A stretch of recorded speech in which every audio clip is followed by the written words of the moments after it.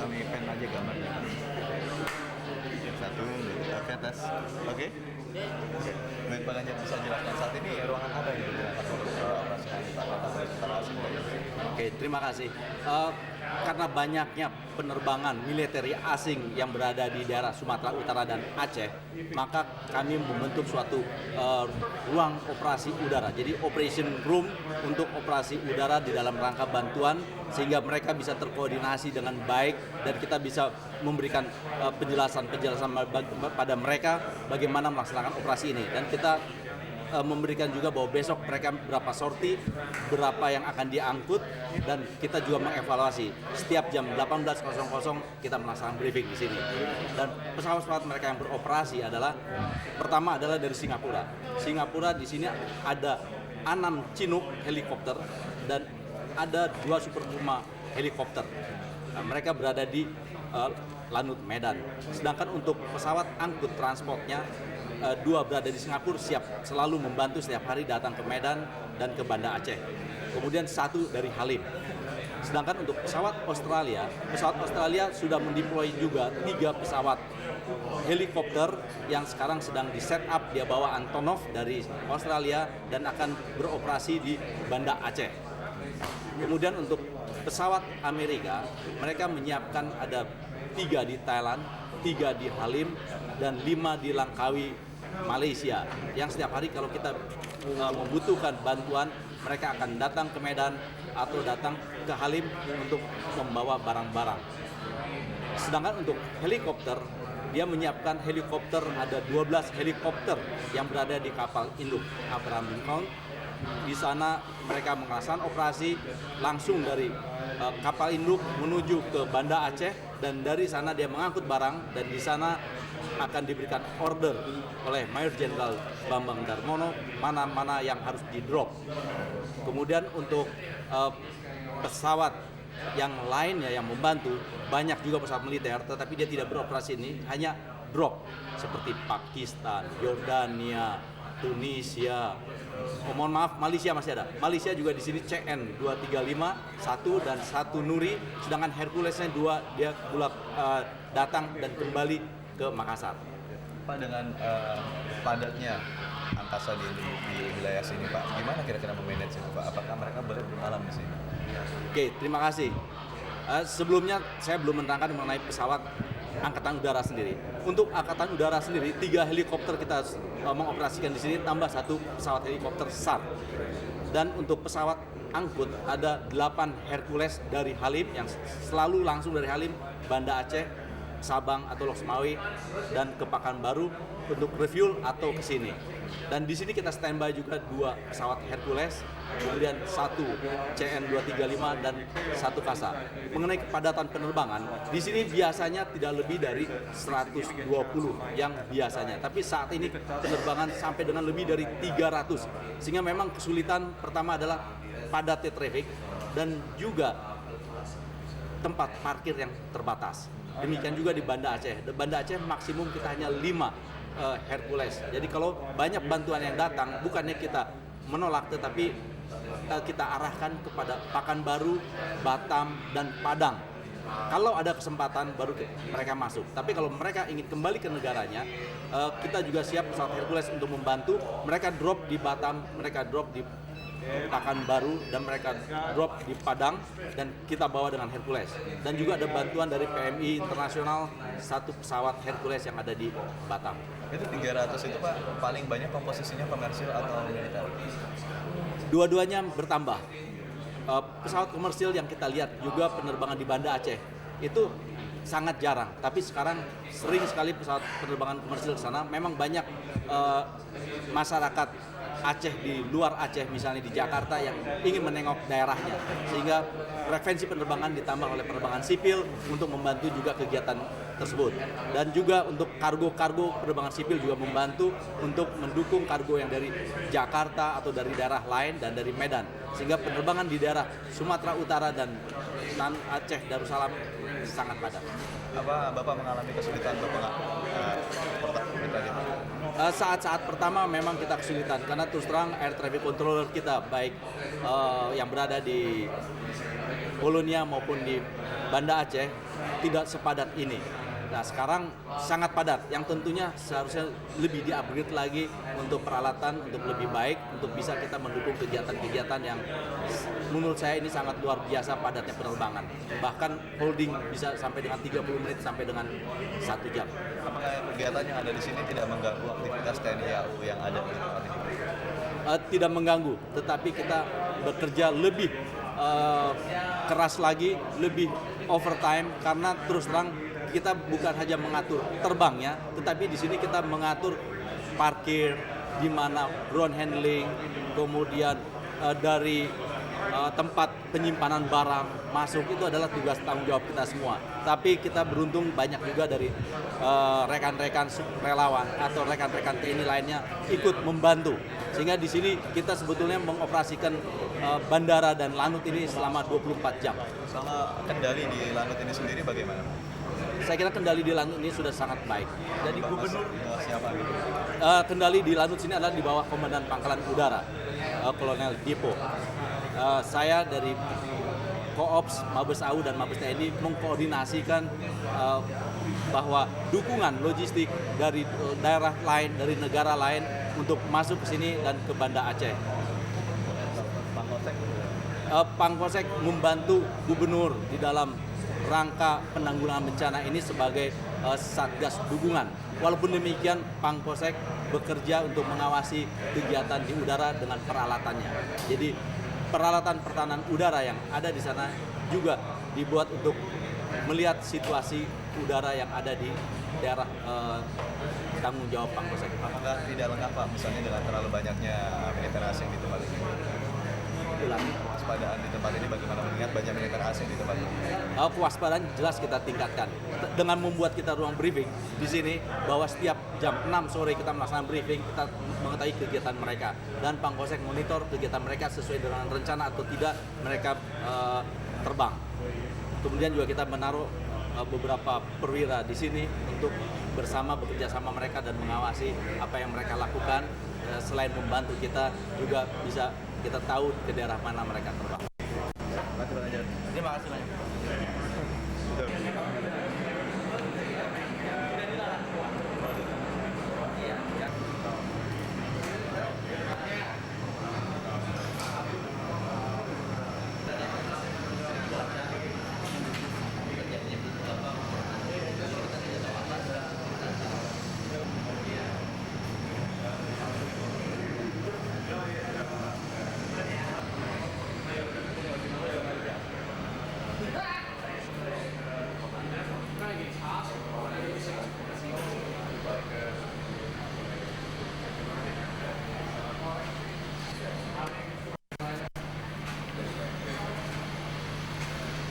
Pemirsa, satu hari setelah gelombang tsunami meluluh lantakan kota Banda Aceh dan kota-kota lainnya di Nanggroe Aceh Darussalam ini, posko bantuan kemanusiaan dari Media Group telah hadir di kota Banda Aceh. Setiap hari dari posko ini didistribusikan belasan ton bantuan yang dikumpulkan dari masyarakat. Aktivitas distribusi bantuan dari tempat ini berlangsung hampir selama 24 jam penuh tanpa henti.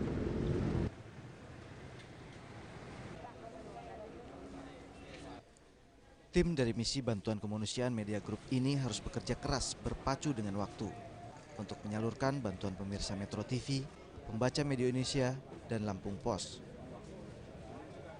Dari 27.000 bantuan yang terkumpul di Jakarta, 13.000 ton yang sudah dibawa dan didistribusikan di Aceh. Barang-barang yang didistribusikan diantaranya berupa makanan, minuman, pakaian, dan obat-obatan. Posko ini juga menyalurkan kantong mayat untuk evakuasi jenazah. Agar bantuan sampai tepat sasaran, sebelum bantuan didistribusikan, sebuah tim kecil terlebih dahulu melakukan survei ke lokasi pengungsian. Wah, ini adalah amanah dari masyarakat untuk sampai kepada saudara-saudara kita yang sedang tertimpa bencana. Maka kita distribusikan dengan truk, dengan kendaraan-kendaraan di sini. Kita mengerahkan 14 truk kita mengerahkan 4 kendaraan pickup. Nah, setiap hari kita terus bergerak 24 jam. Nah, syukur alhamdulillah kita juga tidak berpretensi bahwa kita akan bisa menyelesaikan masalah ini semua karena memang masalah ini sedemikian besar. Sekali lagi masalah ini sedemikian besar sehingga kami sadar, kami menghimbau lagi kepada saudara-saudara kita yang ada di luar yang tidak tertimpa bencana untuk terus dan terus berpartisipasi dalam bentuk apapun. Ini masalah kemanusiaan yang sangat-sangat masif. Ini adalah bencana kemanusiaan terbesar dalam abad modern. Setelah survei, bantuan dikirimkan. Seperti hari ini, Media Group menyalurkan bantuan ke Kecamatan Montasik, Aceh Besar.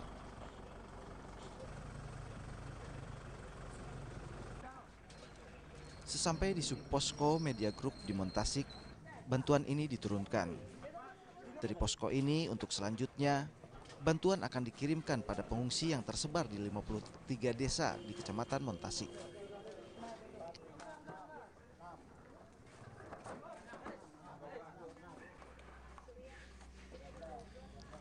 Pada pukul 5 sore, posko Media Group juga memberi bantuan pada para pengungsi yang datang secara perorangan.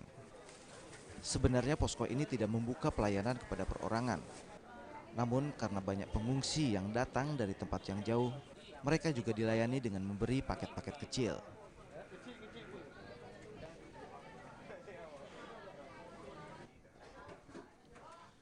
Memasuki malam, aktivitas di posko ini terus berlangsung. Malam ini para relawan menyiapkan bantuan yang akan dikirimkan esok hari ke lokasi pengungsian.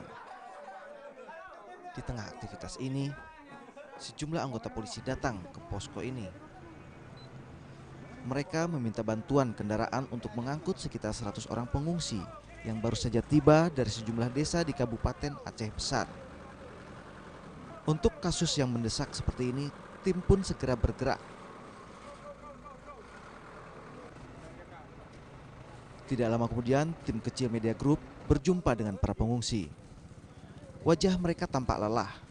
Dan yang lebih menyedihkan adalah banyak di antara pengungsi ini adalah anak-anak dan balita. Menurut mereka di desanya sama sekali tidak ada makanan, sehingga mereka memutuskan untuk pergi mengungsi. Kini tidak ada lagi yang bisa mereka harapkan di desa, karena rumah, harta benda, semuanya sudah hancur atau hilang. Bantuan makanan ke Aceh Jaya juga belum bisa dikirimkan melalui jalur darat, karena jalan dan jembatan sudah rusak berat. Para pengungsi ini kemudian dibawa ke lokasi pengungsian di Lampeneret. Sungguh menyedihkan, sebagian besar datang hanya dengan pakaian di badan. Menurut mereka, bantuan yang disalurkan lewat udara tidak terbagi secara merata. Hanya yang tenaganya kuat dan dekat dengan lokasi penurunan bantuan saja yang mendapat bantuan. Untuk bertahan hidup, mereka hanya makan kelapa dan buah-buahan yang tersisa. Sementara bayi ini sudah tidak minum susu lagi sejak gelombang tsunami datang. Ibu bayi yang baru berumur 7 bulan ini meninggal dunia terbawa gelombang. Oleh neneknya, anak ini hanya diberi air putih, dan bila rewel, ia hanya diberi dot saja. Bahkan bayi ini tidak memakai baju, karena tidak ada lagi baju yang tersisa. Mamanya tuh cuci baju tuh gempar, tanya mamanya, keluar tuh. Kalau udah keluar tuh masuk dalam cuci lagi bajunya. Setelah bersih tuh saya takut apa tuh, naik kutak kutuk tuh, naik airnya kan, lari terus tuh. Tadi saya tuh ada mobil, naik mobil gunung aja tuh, udah habis tuh. Istri nggak sempat. Nanti nggak lepas, tinggal. Usai mengantar para pengungsi ini, tim kembali ke posko. Sesampai di posko, ternyata kegiatan belum berhenti. Padahal jarum jam sudah menunjukkan pukul 12:30 malam. Dari Banda Aceh, Nazmuddin Fauzi, Madengurah, Metro TV.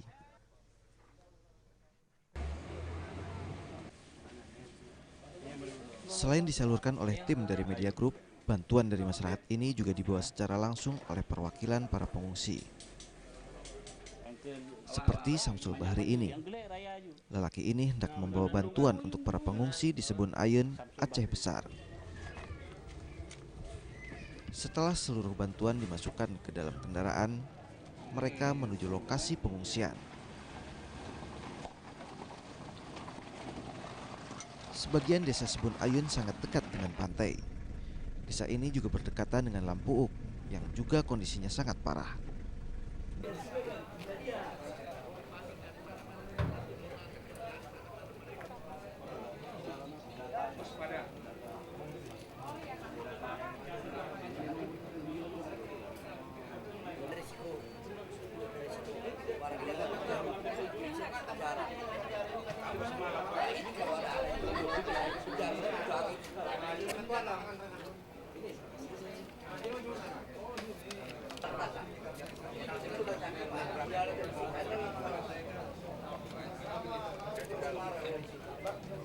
Di pihak lanut atau mungkin pihak protokol kepresidenan nggak Pak kesini belum ngecek nama pengungsi yang namanya belum ada. Jadi di sini kan dapat 3 jam sekali kan dapat unsur pimpinan. 3 jam sekarang. Jadi unsur pimpinan itu meliputi apa aja Pak? Kalau Bapak mau tanya sekarang dan pancing sudah masuk. Saya kan kita datanya itu langsung dari PMI. Semua dipulnya di sini. Sakit apa kan langsung PMI nangani. ini per 30 Desember kan masuk tanggal 2 ya. Nama kita ini kita masuk. Yang sakit satu, kami yang jaga dua. Itu jam 4 kan harus dilaporkan ini. Yang pertanggal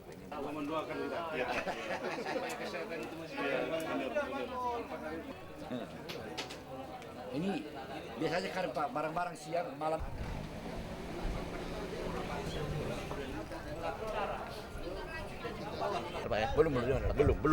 Belum. Sejauh ini belum ada permintaan dari protokol presiden untuk melacak anak yang namanya Dede Mirwanda Pak. Belum ada sama sekali.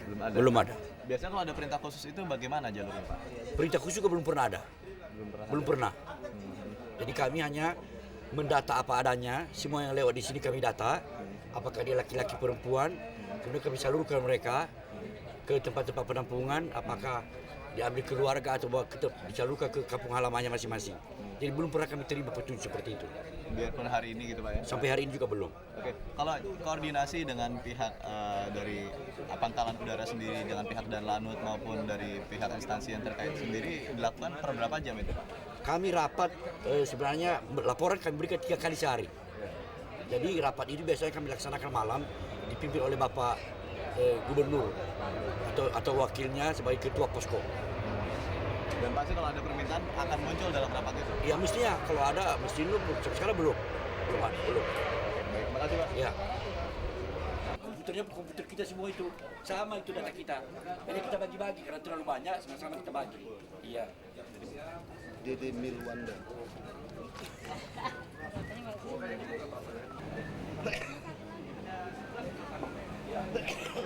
Tolong carikan nama Dede Mirwanda. Tanggal 12. Tanggal 2. Nah, tanggal 2 Januari dia masuk. Ya, cepat ya. Oke.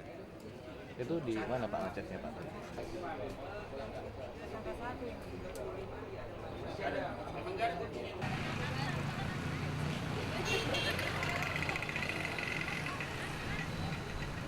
Pos Metro koran Bu.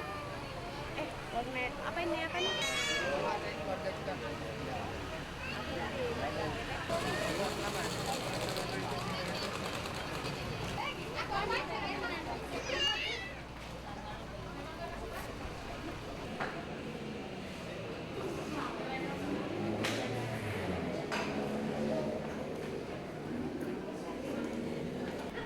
Itu disorot dulu nggak? Ya, soalnya. Yang pengumuman Oh, udah dibaca tuh.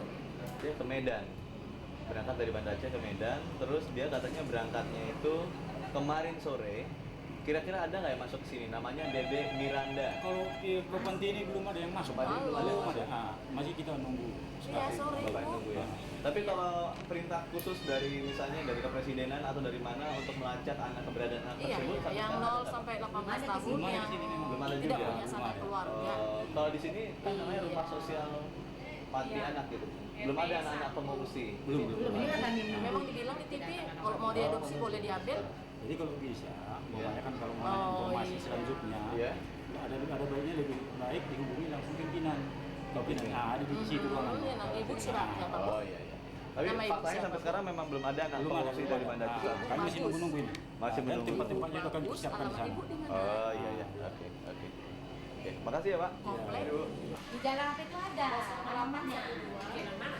Jalan gigi terus. Ya, kalau mau datang mau nanya, ada lagi selain di sini ada lagi udah ditampung. Rumah perlindungan sosial, harusnya ada sosialnya itu. Kita kasih pengarahan itu udah ada. Tapi namanya dia Kami rencana jemput ini. Dia ada 3 orang, anak gadis, dia namanya kurang jelas dari Maulabo dan Bapak Tuan. Kalau ada keluarga yang mencari, tolong diberitahu. Anak itu ada di sini nggak? Bu? Sekarang anaknya di Cakengong bersama istri pelapor. Itulah kami. Oh, gitu. Ada mau kirim orang ke sana? Iya, kita standby. Jamnya Ini kosong ya, bisa lihat apa bisa. Oh, masih ada susah. Sotela kami sekalian.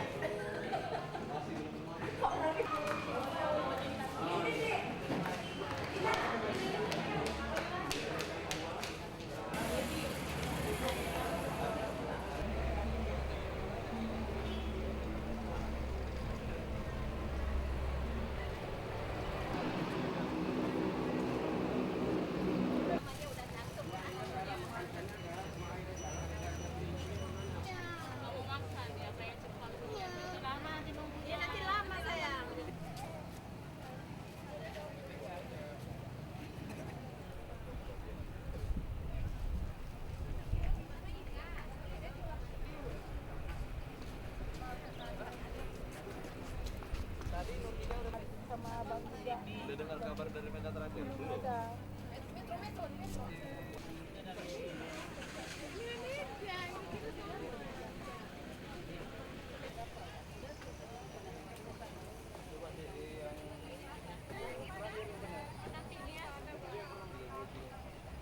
Satu nomor di bawahnya, jadi 72.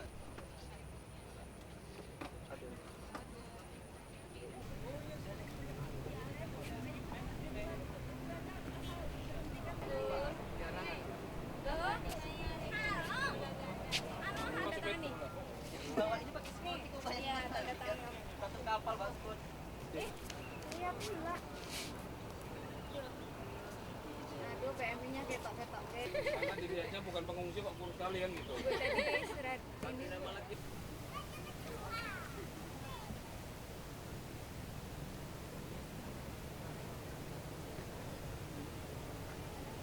Aceh sepakat tadi saya datangi juga, saya tengok di sana nggak ada.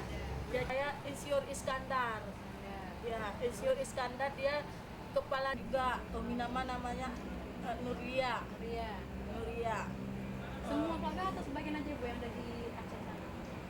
Semua keluarga suami. Ibu udah kasih alamatnya sama kami? Nama handphonenya tahu telepon saya kemarin. Ada nomor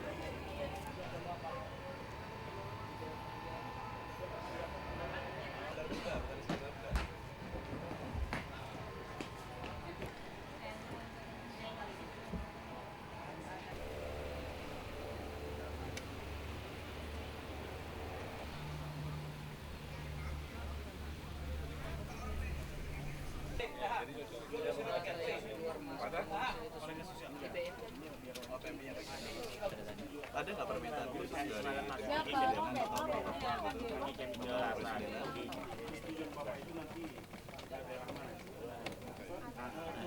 jumlah posko kesehatan dan rumah sakit. Jumlah ini masih akan bertambah karena bantuan obat-obatan masih terus mengalir. Kebetulan kita tim Metro Ikhlas, relawan dari Metro Ikhlas bergabung dengan Metro TV di sini dengan Media Group. Itu kebetulan kita turun ke lapangan-lapangan terutama di penampungan pengungsi. Kemudian di sini sendiri, di pos kita yang ada di sini, kita itu membuka pos 24 jam dan orang-orang di penampungan di sebelah itu selalu datang dan berobat di kita rata-rata satu hari 300 orang. Kemudian daripada itu kita juga banyak obat di sini yang disebar ke seluruh posko-posko di Banda Aceh. Selain memberi pengobatan di posko kesehatan Media Group ini, sekitar 15 dokter dari Media Group juga mendatangi lokasi-lokasi pengungsian dan membantu rumah sakit. Dari Banda Aceh, Nazmuddin Fauzi, Madengorah, Metro TV.